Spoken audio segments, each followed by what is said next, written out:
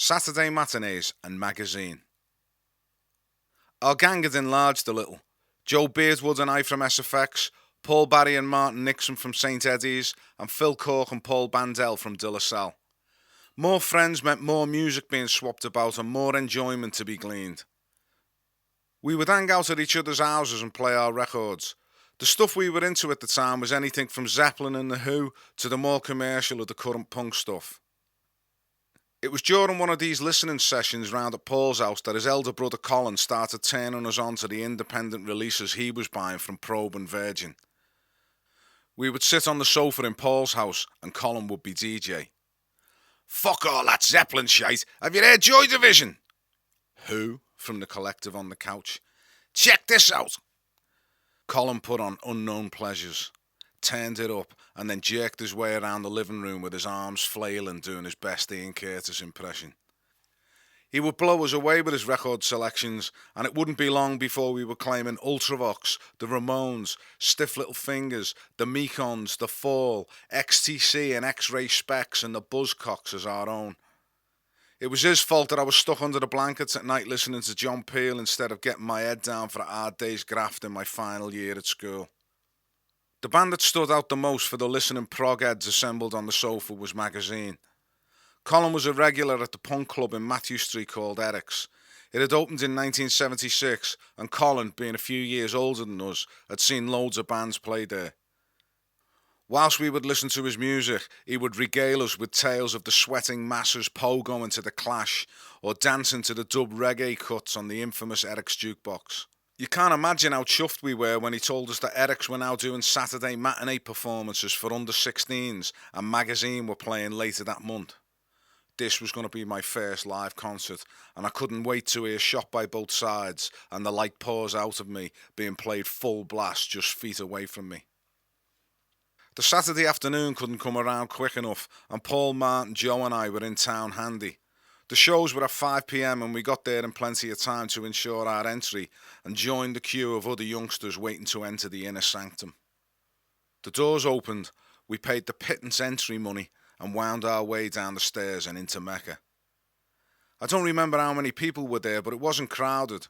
I was standing about 5 feet from the stage, and as the band walked on stage and Dave Formula began playing the opening notes of Definitive Gaze, my excitement level was peaking. Howard Devoto walked slowly onto the stage wearing a red ringmaster's jacket, stark in contrast to his pale skin and jet black hair. Up to this point, bands that I liked performed in big theatres and were untouchable.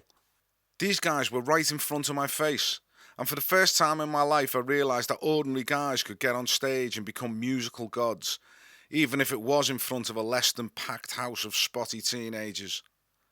Seeing John McGeoch thrash his Yamaha SG and extract all kinds of amazing sounds from it was spellbinding. I thought I'd already been bitten by the music bug, but this magical experience in a damp basement in Liverpool bit me, chewed me up and spat me out in a shower of gob onto the ceiling. From that moment on, I wanted to spend all my Saturday afternoons below ground in the glow of the handful of stage lights and watch all my new heroes performing just for me. We would eagerly pick up the Eric's gig sheet from Probe Records and look for our favourite bands and hope that their arrival in Liverpool would be on Saturday. Looking back, I find it hard to remember anything about the people I was with at these gigs, but in the coming months I managed to see a good few bands, and their performances are all I remember in any detail. I saw the fledgling Teardrop Explodes play one of their early gigs, supporting Wire. I was packed in with the rest of the sardines to see Stiff Little Fingers and the Skids, but the other memorable gig I saw was The Cure. The quirky three-piece from down south played to about 20 people one Saturday afternoon, and they were amazing. I had heard and bought Killing an Arab, and I had to see the guys who were behind this record. Unlike Devoto in his ringmaster's jacket, Robert Smith looked like half the lads in the sixth form of my school, and his jacket with the leather patches on the elbows looked like it belonged on a teacher. They played most of the songs from Three Imaginary Boys, and, like McGeoch, Smith had his own ethereal guitar sound. It wasn't until some months later, when I was presented with a chorus effects pedal, that I realised how he obtained that shimmering, glassy guitar sound. After seeing The Cure, my next appointment in the basement would be Iggy Pop, but I never made the gig. Like a lot of kids, I was wearing little badges on my pels showing my dedication to the bands I followed. The lapels were not just restricted to your favourite bands, they were also a place where political allegiances could be displayed.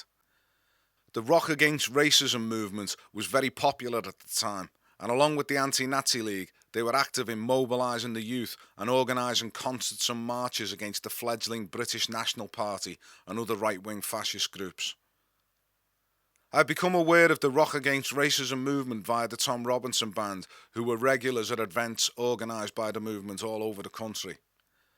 I'd been brought up to believe we were all equal, black, white, yellow, Evertonians, so I wore my Rock Against Racism badge with pride. So there I was with Paul Barry and Paul's cousin John Crowney walking down Matthew Street to take our place at the back of the queue to see Iggy. I was aware of the bunch of denim-clad skinheads standing on the pavement as they were walking past, but didn't glance in their direction. From my left I heard one of them say, "Rock Against Racism, lad." Before I had time to turn and see who had said it, I felt the boot hit my face. There was no pain, and I kept walking, but I could feel the throb on my left cheek and could see drops of my blood hitting the pavement as I walked with my head down. I never saw who kicked me, but he must have been a big lad as he kicked me in the head while I was still standing. I headed over to the museum and went to the toilets in the basement to examine the damage. Not pretty. A small cut below my eye and the makings of a decent-sized hard-boiled egg throbbing under my cheek.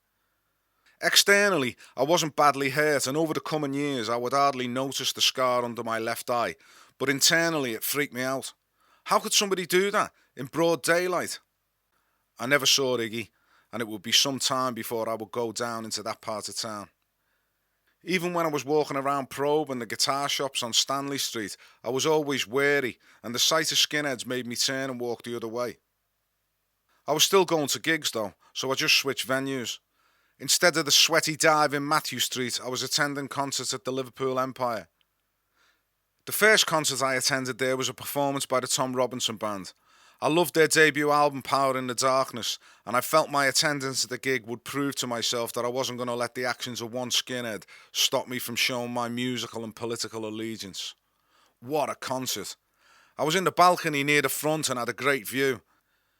The show was great, but over-enthusiastic security men were trying to stop people from dancing and expected them to remain in their seats. Pointed fingers and warnings escalated to pushing and shoving and eventually punches being thrown. You would think that my recent brush with violence would have seen me heading for the exit, but from my safe seat in the balcony I thought this was rock and roll rebellion. Tom is not happy about the treatment being dished out to the kids and starts slagging them off from the stage. Next thing, police with dogs are marching down the aisle and the safety curtain has come down. 10 minutes earlier I'd been holding hands with old Queen singing Glad to Be Gay and feeling the brotherly love, and now the people who were sat downstairs who'd been doing exactly the same were now fleeing from snapping German shepherds and swinging police truncheons. In the months between November 79 and May 1980, I saw a few bands at the Empire. AC/DC were amazing. I was in the balcony again, but where months earlier I'd seen colourful punks jumping and pogoing, all I could see now were row upon row of long-haired men and boys clad in denim and leather, shaking their dandruff all over each other while sitting in their seat. Lead singer Bon Scott was brilliant, and words cannot describe Angus Young, so I won't even try. Bon Scott would be found dead in a car 3 months later, and I feel very privileged to have seen him perform.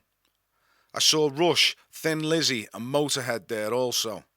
To get tickets to the first of those two shows involved queuing overnight on the pavement. In a break from the Headbangers gigs, I saw Magazine play there with support from Simple Minds, and both of them were brilliant too, but I think my most memorable gig was seeing Queen on their Crazy tour from about the 10th row of the stalls. Phil Cork and his mate Con had managed to get serving the Legs of Man, and were full of beer and anticipation for Freddie and the boys. Killer Queen was an apt song title because they were killer, and again I feel very privileged to have seen such an iconic and huge band from close quarters in a theatre.